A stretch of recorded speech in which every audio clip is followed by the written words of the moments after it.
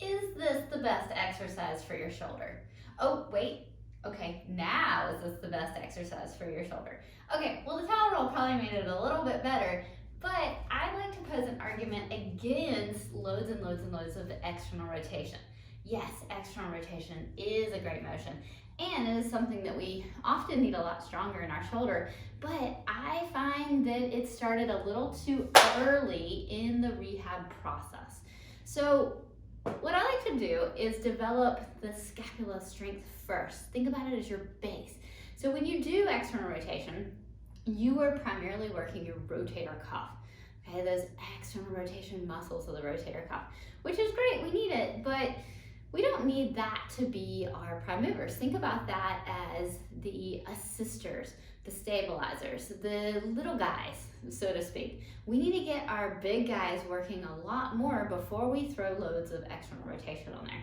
So I really like to start programs focusing on retraction, so rows, reverse flies, getting the middle traps and the lower traps working, so muscles between your shoulder blade. So getting these guys working on pinching those shoulder blades together, working on getting them moving.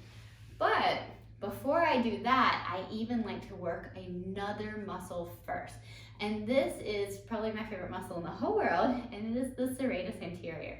The serratus anterior is a finger-like muscle that sits on your scapula and your ribs and pulls your scapula through and forward. Okay, so when we think about having full range of motion through our scapula, we need both protraction and we need retraction. And then we need our rotator cuff on there, helping to stabilize. But if we don't establish those big movements first, if we don't establish being able to move our scapula around with that nice upward rotation and protraction, and then retraction and downward rotation, then we might end up just shredding our rotator cuff even more. So sometimes the rotator cuff can get a little bit overworked, especially if it's not sitting in a great base.